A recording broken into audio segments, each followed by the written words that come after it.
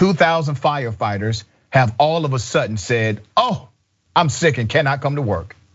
Well, this is in protest, obviously, to the vaccine mandates in New York City. More than 2,000 employees have now taken sick leave over the past week. 6 firefighters have been suspended for threatening a state senator. Yes, they threatened a state senator in uniform, and they drove a company vehicle to do so. Let me give you the background. Some of the first responders have resisted the vaccine mandates. So they would rather lose their jobs and they would rather put other people at risk than simply take the mandated vaccine. Of course, have ruled, yes, they have the ability, these companies, these government agencies have the right, the ability to enforce it. Frank Dyer. Frank is the deputy commissioner of the New York City Fire Department. Said by email that the number of firefighters on medical leave was very unusual. You don't say. The department employs roughly 11,000 firefighters.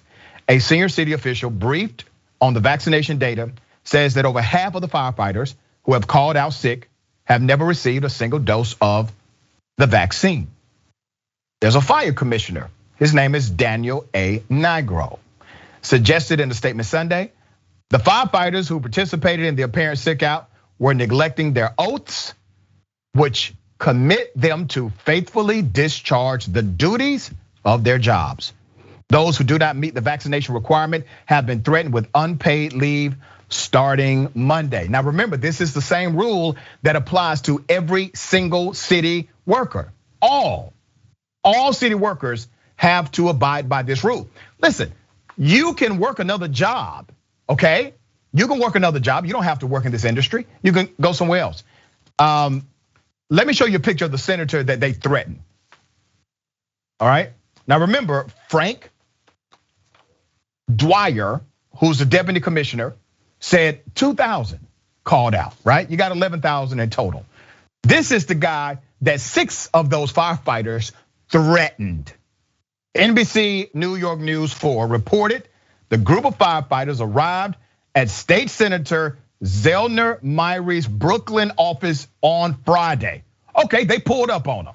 They pulled up to his office, asking his staff to disclose his home address and warning them of blood on their hands to come after the mandatory unpaid leave periods begins on Monday.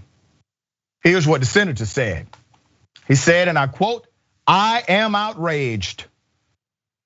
One, that on-duty officers who were supposed to be focused on keeping us safe and responding to emergencies would attempt to use their uniforms and their fire truck to intimidate my staff.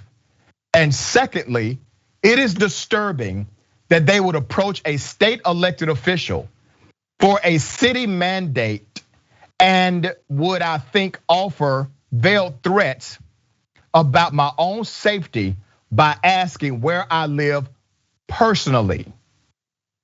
Whoa, talk about privilege here. I mean, damn, they were in uniform and they took the company vehicle. The city vehicle, the one that you all in the city pay for, the taxpayer funded one, to do something like this. I don't know if they understand this, Ms. Khan, but he's not in charge of the city. This guy was selected. He's not even the guy in charge of this. What are your thoughts here? Well, they always need a focal point for their hatred and for their whatever cause that they've decided to pick up. They need someone to pinpoint it on. They need a direct person, because otherwise they lose momentum for their movement, right? One thing that I find very frustrating, and one thing that I have very little patience for in general, is people who make an issue bigger than it actually is, or create problems where there aren't really any. Something as simple as getting a vaccine, especially, I mean, we've been in this since March of 2020. It's been almost 2 years. People are tired. Just get the vaccine and be done with it, especially if you call yourself a public servant. Public servant being the operative word there. Any cop that I've met personally, anyone that I know personally, including firefighters, whenever you ask them, why did you get into this line of work? They say, because I wanted to help my community and they wanted to give back. And that's just from my own personal dealings with cops and firefighters. That's what they always tell me, and I believe them. this is not the way to serve the public good. This is not helping anything. This is bullying. Your state senator is bullying the people in your community. It's holding people hostage just because you don't want to do something that everybody else is already doing. Right. Or don't get the vaccine and just get another job. Keep it moving. Hell, nobody cares. That's how this should work.